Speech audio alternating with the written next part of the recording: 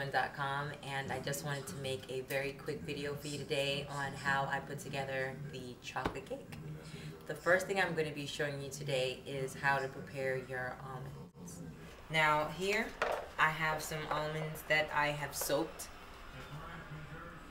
and they've been soaking overnight for at least 8 to 10 hours. The reason why you're soaking them is because almonds naturally have enzyme inhibitors on the outside of them, which can block your digestive system, and soaking them with just enough water to cover them overnight is a way to remove that so you can enjoy your cake more healthfully. So that has happened to these almonds right here, and it's very simple. You don't have to put anything in the water. Just put the almonds in a bowl and put just enough water to cover them. You can refrigerate them if you like, and then that's it. So after you have your almonds already prepared, the first thing you do is you just measure out a few cups of almonds.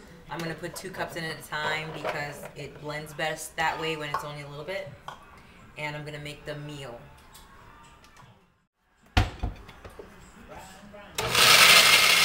And so now I'm taking my blended almond out of the blender.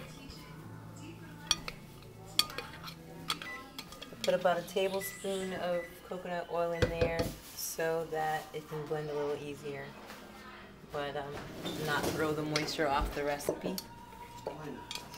So just put a little bit. Okay, so now we are going to melt our chocolate, and we are using my little contraption I made here, a shallow pan with some water and a deep bowl that I'm going to mix my chocolate and a stick of butter in. I am using some of my favorite chocolates today from Hazelland. I'm using half of the Uganda and an entire stick of the Costa Rica.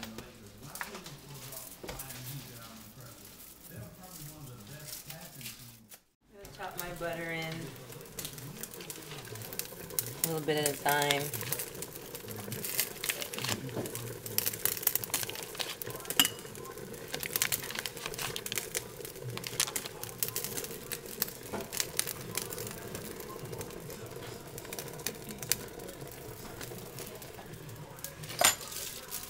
I'm also going to add my chocolate in.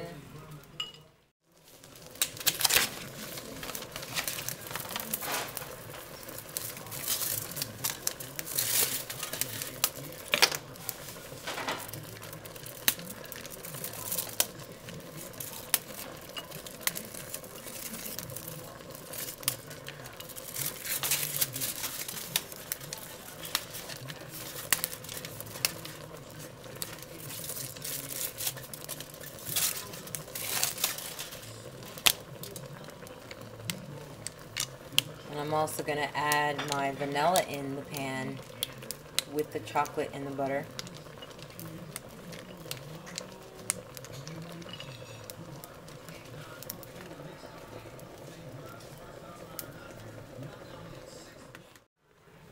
Half a teaspoon of vanilla.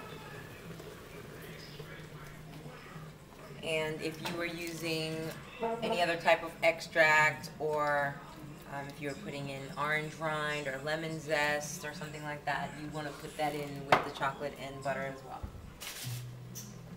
And you just want to stir it so it melts in together. Not too fast.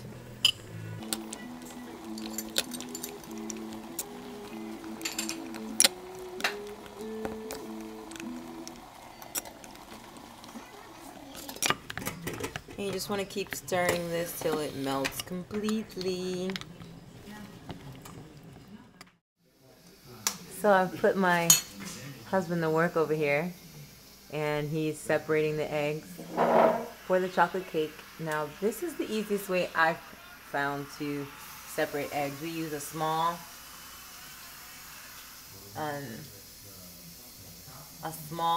what is that, strainer, and we just crack the yolks in there.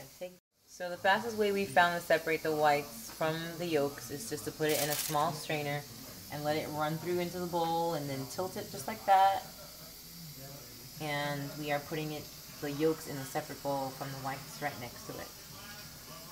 And we're using 4 eggs for this recipe, so that's how many he's gonna do here. In this step, I'm gonna whip the egg whites into stiff peaks. I'm gonna whip it a little bit first, almost completely stiff, before I add in the sugar, and then I'll add the sugar in.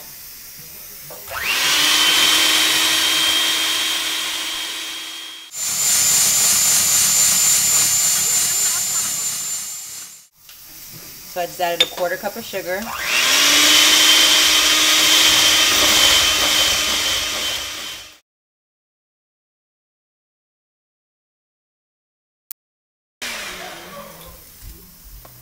See that? Nice and stiff. In this step, I'm going to whip the egg yolks, and I'm going to put those back into the blender. I'm also going to put the sugar, the other half of the sugar in, with another 1/4 cup.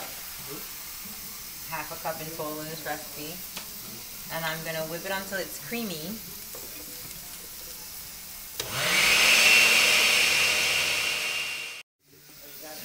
And now that my yolks are nice and creamy and my sugar is melted, I'm going to add my chocolate in. It smells like a prior. Yes.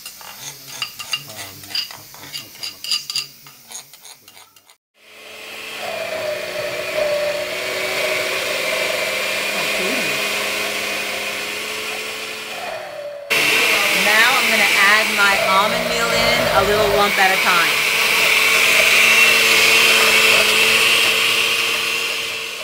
This would have probably gone a little better in a food processor, but we got it pretty mixed together with our chocolate, butter, extract mixed with the 2 cups of almond meal and the 4 egg yolks. We put this all together in the blender and whipped it for a while, and now we're going to incorporate it into our egg yolks, a little bit at a time, using a spatula.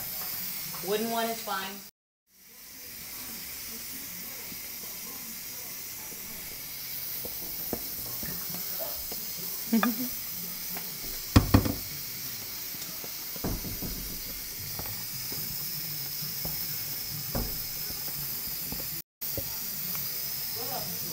So now in this stage, I've mixed my batter together for the chocolate cake. See how nice and beautiful that is? I've incorporated the chocolate mix with the almond meal into the egg whites. So this is the consistency that we end up with, just like regular gluten-filled cake. And now I'm going to put these in 2 rounds that are prepared with parchment paper.